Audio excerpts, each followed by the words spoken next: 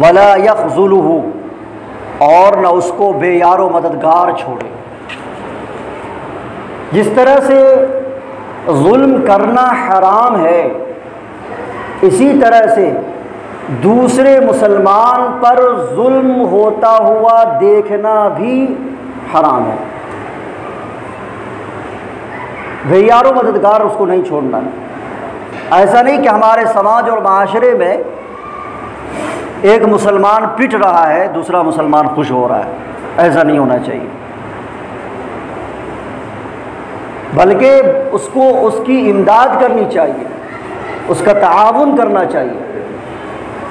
اور جب پوری دنیا کے لیول پر اگر لیا جائے تو کسی بھی ملک میں اگر کسی مسلمان پر کوئی ظلم ہو رہا ہے تو اپنی استطاعت کے بقدر اس کا تعاون کرنا ضروری ہے، اس کو بے یار و مددگار نہیں چھوڑنا چاہیے، اس کے حق میں آواز اٹھانا چاہیے۔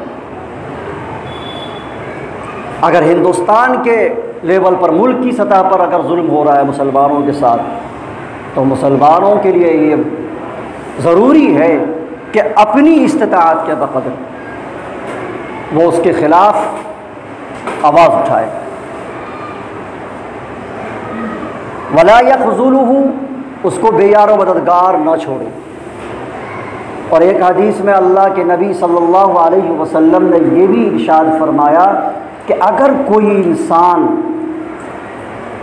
کسی مسلمان کو بے یار و مددگار اس وقت میں چھوڑ دیتا ہے جس وقت میں کہ اس کو مدد کی ضرورت ہے، اور وہ مدد کر سکتا تھا، اس کے اندر طاقت تھی، استطاعت تھی اس کی کہ اس مسلمان کی وہ مدد کر دیتا، لیکن اس کے باوجود بھی مدد نہیں کیا، تو اللہ کے نبی صلی اللہ علیہ وسلم فرماتے ہیں کہ اللہ تعالیٰ ایسے وقت میں اس شخص کو بے یار و مددگار چھوڑ دیں گے جبکہ اس کو مدد کی ضرورت ہوگی،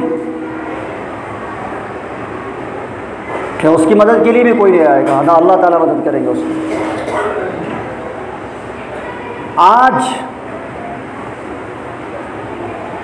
صورتحال پر طاہرانہ نظر ڈالا جائے تو آپ دیکھیں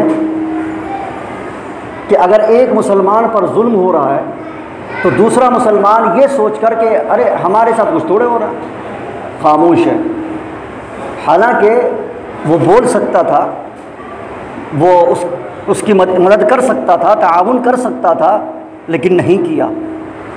تعاون تو دور کی بات، بولا ابھی تک بھی نہیں، تو وہ تو بھائی ظلم ہوا، صبر کر لیا، کل اللہ تعالیٰ دوسرے مسلمان کے ساتھ حادثہ دے دیتے ہیں، پیش آ جاتا ہے، پھر اس کی مدد کے لیے کوئی نہیں آتا۔ یعنی پوری دنیا کے اندر یہی سب کچھ ہو رہا ہے، ایک ملک کا مسلمان اگر پٹ رہا ہے تو اس کے بغل میں کوئی مسلمان ملک ہے، کچھ نہیں بولتا۔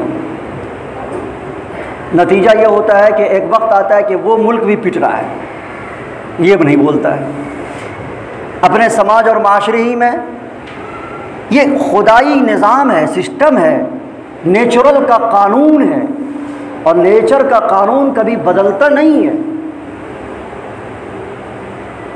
جیسا کرو گے ویسا پاؤ گے، ویسا بھرو گے۔ حدیث برحق ہے، اللہ کے نبی صلی اللہ علیہ وسلم نے جو کہہ دیا ہو کر رہے گا۔